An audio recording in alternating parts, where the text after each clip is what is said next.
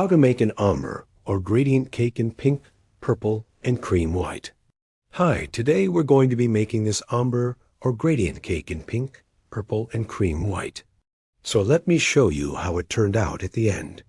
And for the frosting, I used 1 tub of this Betty Crocker rich and creamy chocolate frosting and 2 tubs of this Pillsbury cream cheese frosting.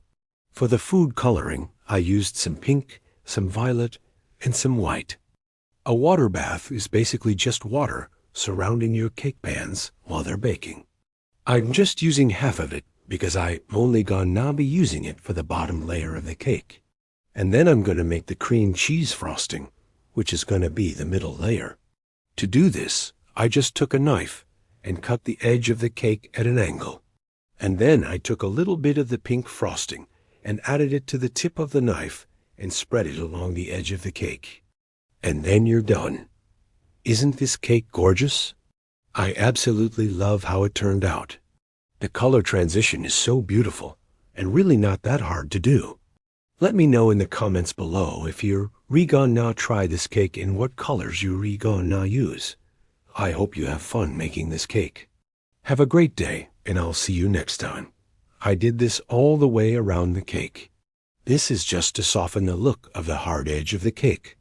Once you've done that, you're going to take a little bit of the purple frosting and add it to the tip of the knife and spread it around the edge of the cake, just like you did with the pink. You're essentially just making a really thin line of purple around the entire cake. Then you're going to take some white frosting and do the same thing. Finally, go ahead and smooth out the sides of the cake with the spatula. And then the top layer is just going to be pure white cream cheese frosting. And it's just 12, maybe 13 little swirls around the entire cake. And again, you could use any color you want here. I'm using the pink, and I'm doing 12 swirls. And this is how it should look when you're done. Go ahead and smooth it out with the spatula, just a little bit, and then add a few little dots of frosting in between each swirl. And then you're going to take the tip of the knife and smooth it out. I really like how this turned out. It's so pretty. And then we're going to add some violet and pink to the sides. So in a large bowl, combine the chocolate frosting ingredients according to the package instructions. So that's half a cup of the frosting, 1/4 of a cup of water, and then 1/4 of a cup of vegetable oil. After everything is well combined, go ahead and frost the bottom layer of your cooled cake.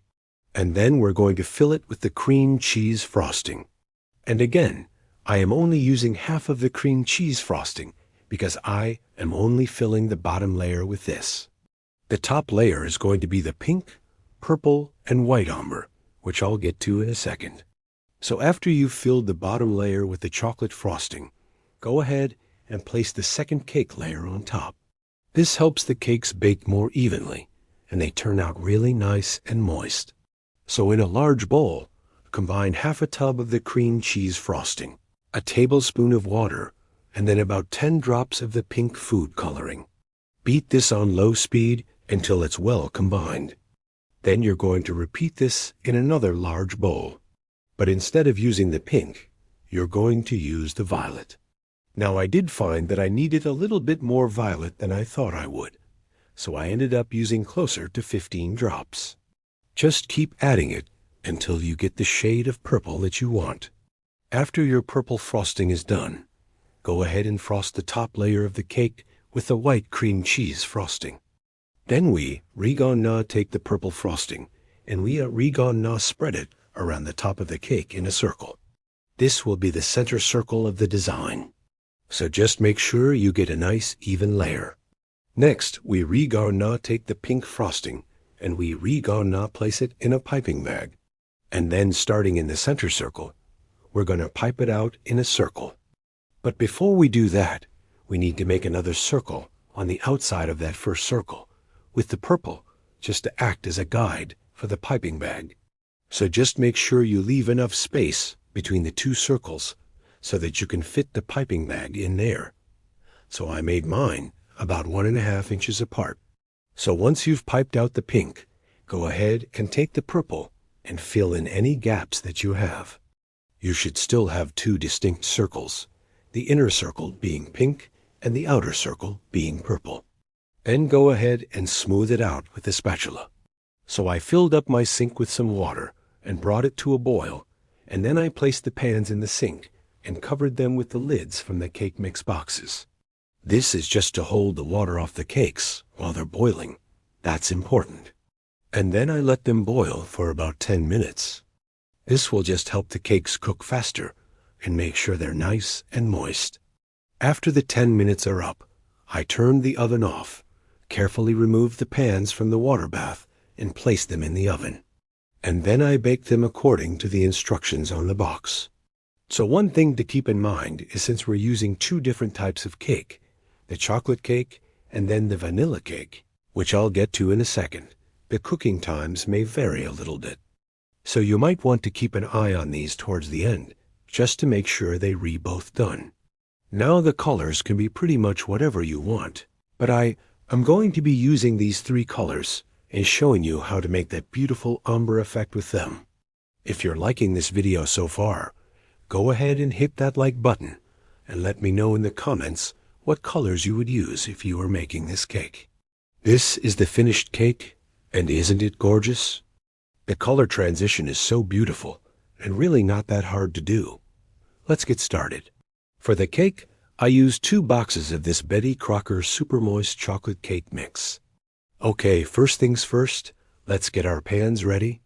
I have 2 9-inch round cake pans here. I went ahead and sprayed them with some non-stick spray, just so the cakes won't stick to the pan when they're done baking. Then I lined the bottoms with some parchment paper. You don't have to do this, but I always like to put this down, just in case the cakes kinda stick a little bit. It gives me something else to kind of peel off with the cake when I'm done. And then I went ahead and dusted them with some flour. Again, you don't have to do this, but I like to do this just to make sure the cakes don't stick at all. We want them to come out perfectly. Next, we need to start our water bath. While the cakes are baking, we can go ahead and start making the frosting. So first, I'm going to make the chocolate frosting. Now, before we frost this, we need to make the pink and the purple frosting. Next, we need to make our ombre border around the cake. Next, we need to make those beautiful rosettes. So I got this tip from Sally's Baking Addiction. The last step is to take some sprinkles and decorate the top of the cake however you want.